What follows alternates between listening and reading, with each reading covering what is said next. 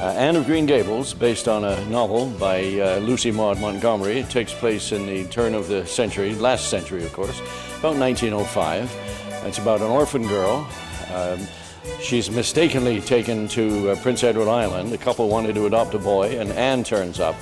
And they, through the play, fall in love with Anne, and she becomes a part of the family as she grows and graduates from high school. It's a beautiful, beautiful musical story. It has its comedy spots. It also has some drama. It has a couple of sad spots in it. Just imitates life, really. It's a happy. The music is very happy, and the characters, our cast is just wonderful. They carry it off beautifully. We have some marvelous singers. We have a wonderful live orchestra up in the upstairs pit, as we call it, and it's just going extremely well. Very nicely done. The cast is beautiful. Leah Davidson plays Anne, and she's from Inglis. Peggy Bradshaw is playing the other lead female, the lady who, Marilla, who adopts Anne, and Doug Walls from Russell plays Matthew, and he's Marilla's brother. It's an older couple that have a farm, and they wanted to hire a boy, they wanted to adopt a boy to help with the farm. The big surprise when Anne turned up. We sent word to Mrs. Spencer to bring us a boy. Well, she didn't. She brought her. This is a pretty piece of business. You don't want me. You don't want me because I'm not a boy. I might have known it. This was an amazing thing we advertised through local media, and we wanted vocalists and actors, and we always get lots of women and girls.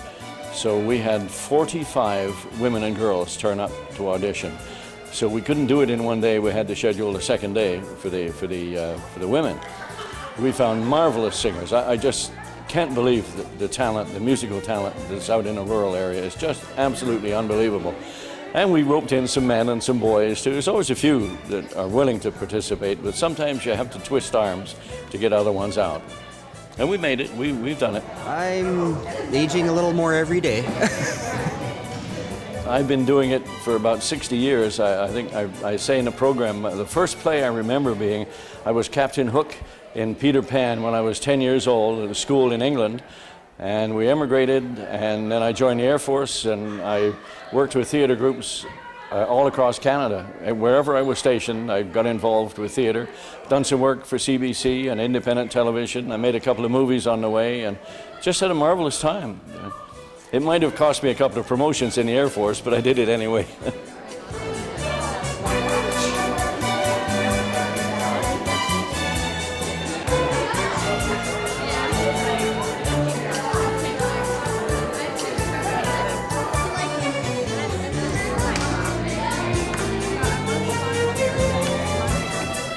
Actually, I was in The Music Man last year. I played Mayor Shin in The Music Man. And about 6 months ago, I got a call from Jamie Bradshaw, who asked, would I be interested in directing Anne of Green Gables? And based on the success of the previous show, it took me about 10 seconds to say yes. And I got right into it with both feet. We've been working on it for about 6 months, 3 months, very intense rehearsals. But before that, there was a lot of background work, assembling the crew to do the props and the costumes, and you know, the hairstylists and the makeup artists. It's a big job. We say for every person on stage, there's at least one behind the stage that's in support of them.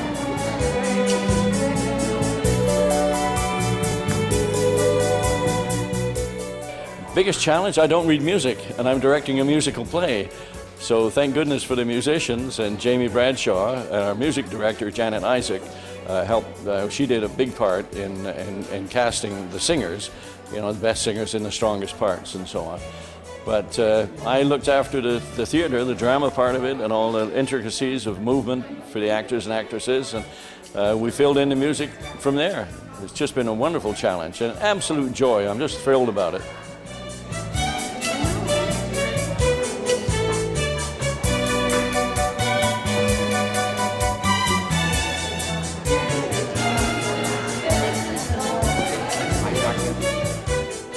Most enjoyable part, oh goodness, dress rehearsal was marvelous. I've had such a grand time with the cast. There are 3 teenage girls in the cast. Anne, the girls play Anne, and 2 other parts, Josie and Diana. And when I'm in a funny moment with them. They're teenagers, and I sing, "I wish I was 18 again," and it's a thrill working with all these children and kids. It's just wonderful. It's a really great honor and a great opportunity, and I'm having a lot of fun doing it. And it's been a long haul, but it's all turning out for the good, and I'm really glad. How come you decided you wanted to pick that part and portray it? Actually, I never picked. I just came to auditions and I said whatever. I wasn't too familiar with the story or anything, so I just auditioned, and then they phoned me and told me I was going to be Anne. So how long has this taken you to develop into an Anne? Well, actually, I went to Nova Scotia this summer. Everyone else started in, I guess, at the beginning of August, and I was in Nova Scotia, so I got back on August 20th was my first rehearsal. And so it's been since August 20th. The matron said, you never know when you might get cut up in a train wreck. I can memorize lines really well, so that was pretty easy for me. Terry gave me the books to read, so I read like the different parts for the different scenes that I needed like inspiration for, I guess. And the other characters that I played with, especially Matthew, who's played by Doug Walls, he was such a good Matthew, so that really inspired me to be better at Anne. There's a big difference between saying something yourself and hearing someone else say it. Anne, listen to me. I don't know. I don't know if I have a favorite or not. My favorite one, I think, to watch is the Squiffy scene with Diana, because she does such a good job at it, and it's so funny. I think she does really good at that. But I like all of them, I think. And I hear you have to put up with Gilbert. Yeah, Gilbert. He's a really nice guy. He likes to play jokes now and then, but he's nice. He's funny. Always makes everyone laugh, so that's good. Tell us about this little slate incident. The slate incident. Well, there's another incident with ice cream, so it's kind of a back and forth action. He gets me with ice cream and I get him with a slate. And this slate really does break over his head? Yeah, well it's carved kind of, so it's easier to break. But he says it doesn't hurt. I don't know for sure. You just hope it doesn't, he doesn't knock himself out. I hope it doesn't hurt. Great. So has this inspired you to do more acting now? It definitely has. I always wanted to act, I think, from a long time, but by doing this, it's like actually given me experience in acting, and I feel more comfortable acting now. And yeah, I really hope to do more things in theater. Have you had background in acting already in previous years, or is this a first? In grades 7 and 8, I took drama in school, and we did this play called B is for Bully, and we went traveling around to different schools. And I went in some church Christmas musicals, but not so much, actually. There's only one thing wrong with you, and you don't have red hair. I know. I have had red hair before, and I was going to dye it, but I decided not to, but they got me wigs, so it's good.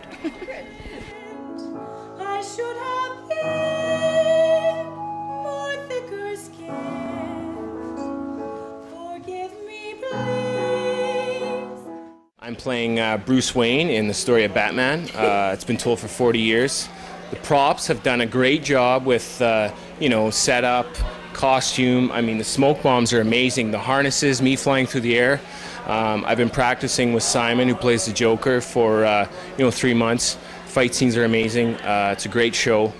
I haven't actually read the script yet, so I'm not really sure. But I'm really good at improv, so I was just told, to swing it.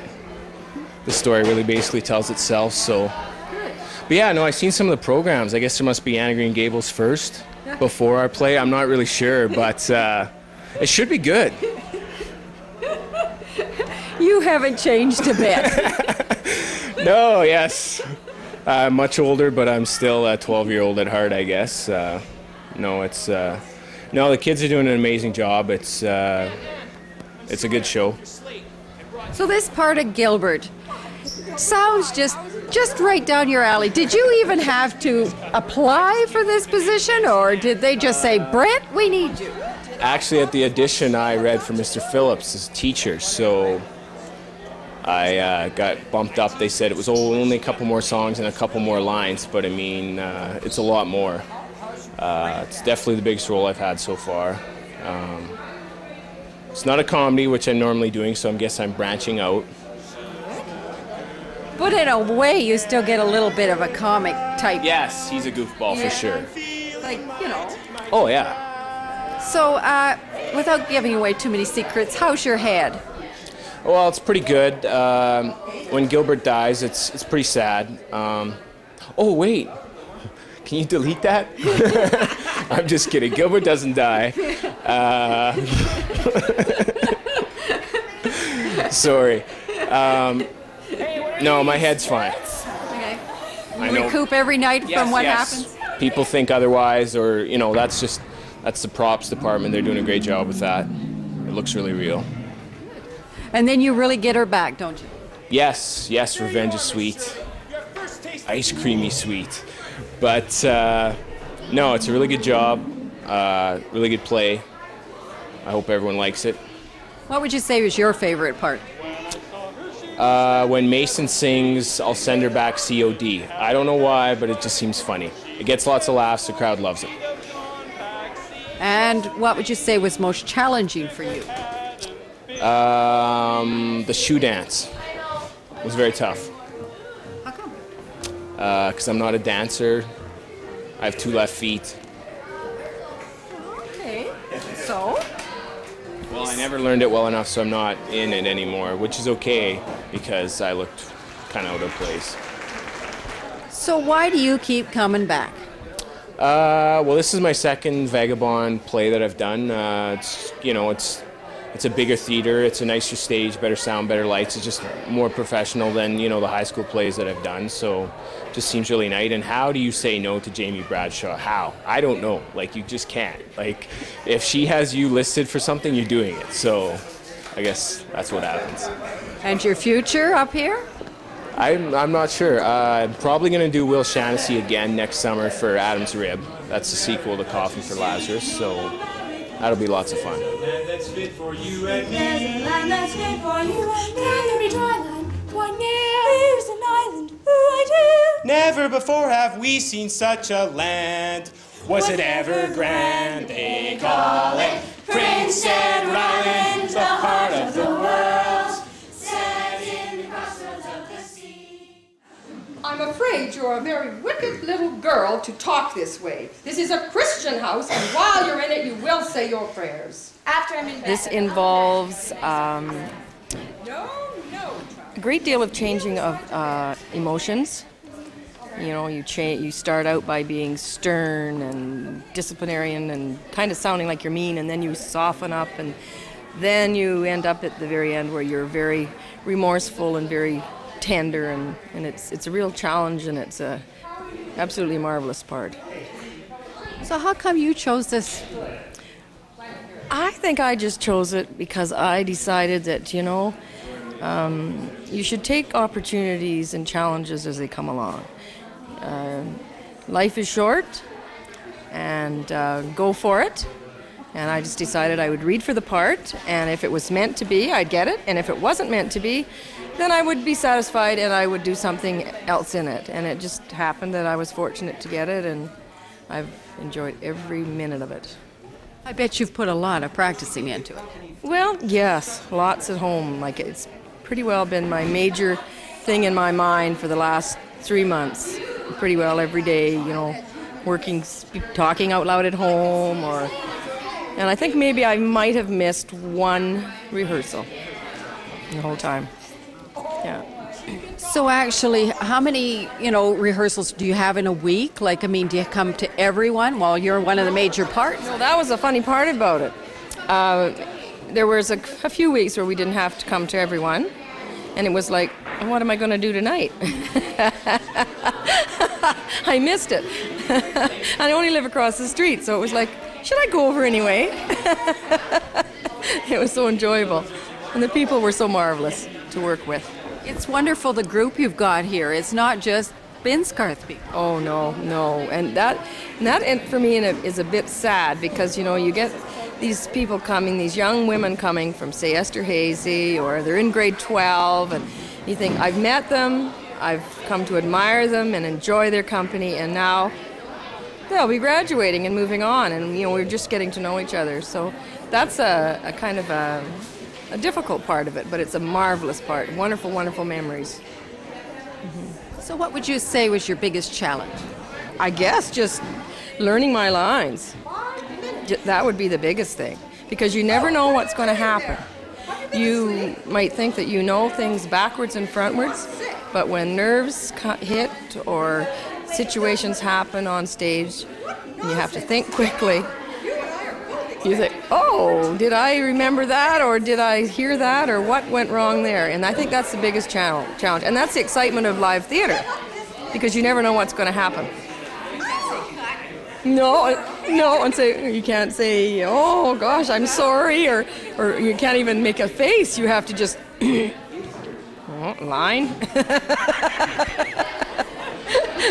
So it makes it exciting, and the adrenaline gets pumping pretty good sometimes. We have a lot of behind-the-scenes things that happen here, like all the props and all the backstage and everything. That must be a marvelous crew. Oh, it is, yeah, and it can be very humorous, too, at times. Last night it was pretty funny. One poor stagehand was left out on the stage a little bit too long, and the lights came up. She came charging right through the curtain at the back and ran right into the musical director, knocked her back up against the wall, and she had to kind of get herself together. But, those things that you look back on, and not the time, they're pretty scary, but afterwards you think, oh, that was so humorous, The poor girl was mortified, but there's all kinds of things that go on. And a lot of people are very superstitious, too, about the way they do things, their routines, and they have certain routines and that, so. Isn't it wonderful to think a small community like Binscarth can put on something this caliber? Yes, it is. Yeah, like I was involved in the Village Singers for 13 years, and this is entirely different. It's like I've never been in musical theater before, and when they had the dream and decided to go with it, and they got the chance to be in The Music Man, and it's just a different thing altogether, as much as I enjoyed the other. And being on stage in front of a live audience, there's no, you can't put into words the feeling that it is, if it's something that you love. Until someone has experienced it themselves, they just don't understand why people do it and why they dedicate their time and their effort to it, because it's a marvelous experience. What I think is so great about this group is you didn't start with just a small little play. You started with The Music Man, and now you've got Anne of Green Gables. These are top caliber plays. Well, just go for the gusto. Go on faith, so they say, It'll come together. Like last year was a real learning experience for everybody. But this year, everybody that was in last year's has learned so much, like from the actors to the directing to the stage people, everybody, so that it's just kind of just fallen into place this year, and everything's just gone according to the order. Like Jamie Bradshaw is just absolutely marvelous. Like her scheduling for the rehearsals and stuff, and everything just seemed to work out that way. Well, this is when we'll start this, and this is when we'll do that. Everything just seemed to work. It just fell right into place. Yeah. Anything else you'd like to add? No, I don't think so. Maybe just to say that this is probably experience of a lifetime for me, and I've enjoyed it immensely, and I hope I'm around for a few more years to take part in other productions and things, maybe in a different capacity than on stage. Maybe learn something new and different. Where did the words go when I was beside him? Matthew's the first person that really takes a shine to Anne. And he grows on her through the whole show, and we've never had any children on our own, so he becomes the child that they never had. So is this a challenge for you? Definitely. A big challenge. Aging 30 years is tough every night. and it's a very emotional show as well. So there's been a few sleepless nights during rehearsals and things like that, but it's coming along. So actually, how hard was it for you to fit into this certain part in the play? It wasn't that hard, really. I've known Marilla, Peggy, for most of my life. Just met Leah. But something clicked the first night. The first rehearsal, the first night, something clicked. And every scene we've done together has been amazing. And I give credit both of them. I don't know how they picked us, but it just seemed to work right from day one. So have you had acting in your background, or how did you get involved? Yeah, this is actually my second major lead. I did a musical in high school many years ago. And I was in a Music Man last year with Vagabond as well. And I was very honored when they asked me to do this issue. So what would you say is the most difficult part in this play for you? Not to let the hat out of the bag, scene 9. It's very emotional for the audience. And it's really very emotional for me too. I'm not sure if you're familiar with the story.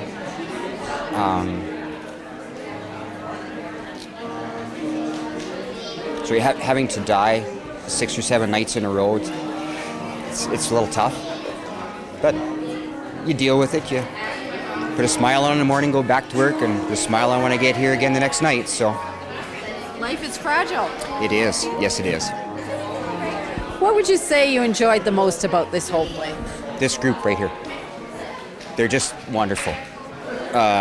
Peggy, Leah, and the whole group. Right from the makeup people, directors, the lighting people. They're like my second family. You know, we've spent so much time together now, I'm not even sure if I'd even recognize my own family anymore. They likely wouldn't recognize you. Well, yes, they probably will. Mrs. Lind is Marilla's best friend, and she's kind of gossipy, nosy, know-it-all kind of lady. So. So what kind of trouble does she get into? Oh, she just likes to know everything that's going on, and she's quite opinionated, and just keeps abreast of all the goings-on in Avonlea. Did you have fun with this part? Oh, I loved it, yeah.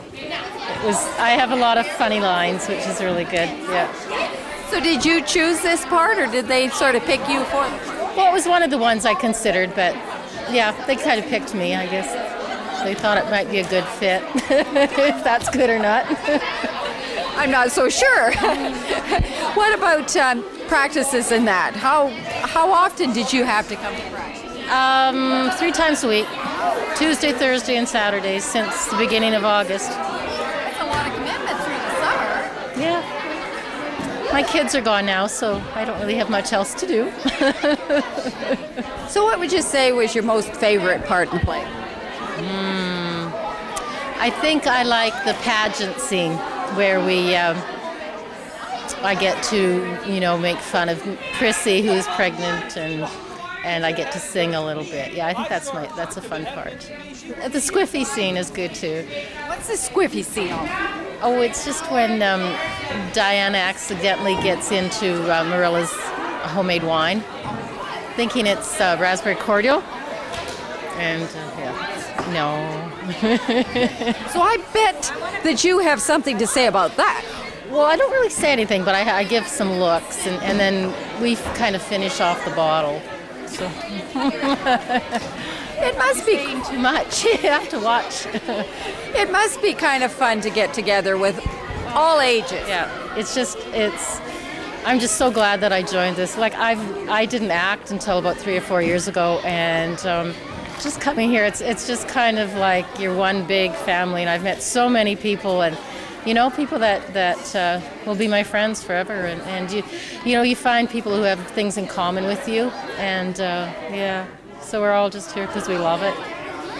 Essentially, it's a supporting character who kind of, as you can imagine, what a mailman does, bringing the mail with sort of supporting a couple of the smaller scenes in the show, plus in the chorus. So did that mean you came to all the practices? Oh, yes. No kidding. Yeah. That's a lot of devotion on your part then. Yeah, quite a bit. And miss doing your regular job. So what would you say you enjoyed the most about this whole thing? The people and the play itself. I think what's become fascinating is you can see Don Heron throughout this, and I'm a fan of Don Heron's in a variety of contexts, and you can see the sense of humor that Don Heron has, and certainly it comes out over and over. And he becomes this remarkable adaptator of a book because it appeals to so many people. There's humor for the kids, but also humor for the adults, and some of the humor is incredibly subtle. And you don't get it the first time through. Sometimes the third and fourth time through, you actually hear it. So it makes him this remarkable Canadian icon who has done this marvelous piece of work. So this really is Don Heron as we think of it? I think it is. I think it very much is Don Heron, and and I've met Don Heron a couple of times when I was in seminary because he studied where I studied, and he's the grace-filled person, but you see the sense of humor that comes through over and over again in the work that he did here with Anne and Green Gables. So when you see this group all working together, do you think it's been a challenge, or what do you think? Oh, I think it has. I think partially time commitment, partially just kind of balancing a whole bunch of stuff that has gone on in some of the lives of the people here, which I've been intimately involved with as the minister of a number of the folks here. So there's been this balancing act that's gone over the last three and a bit months. So maybe they're seeing you more as a mailman than the minister now? Some days, but I'm not sure about that. I think they always look at me in the context of a minister. Kind of hard to get rid of the collar. Why did you choose to come and be in the drama in the first place? For fun, to be with a couple reasons. I know a good number of the Pokes, they're congregants, so it's partially to affirm my congregation has been active in founding of Vagabond, and it's also a good way to connect them with some of the kids in our community. To see their minister in a very different light, which, the minister always dressed in collar versus doing some of this, I think is kind of important.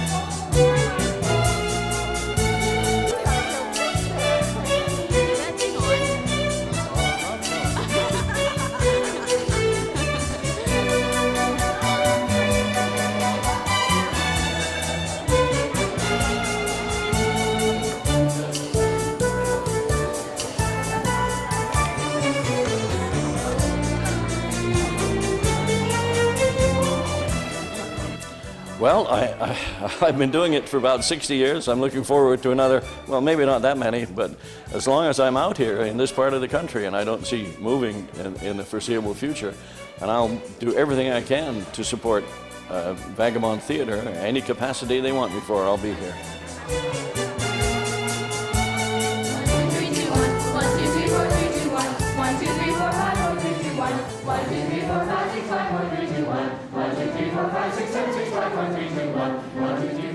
It's amazing. I have to be honest, last year I hadn't done anything for a while since I moved out of Winnipeg, and I got a phone call to come up to a meeting of Vagabond Theatre. They were just forming the group.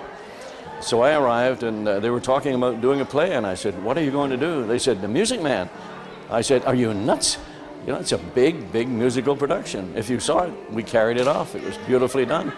And we got more people to join because of that. And the plan is now to do a musical every year and then other plays in the meantime. So it's wonderful. I just love it.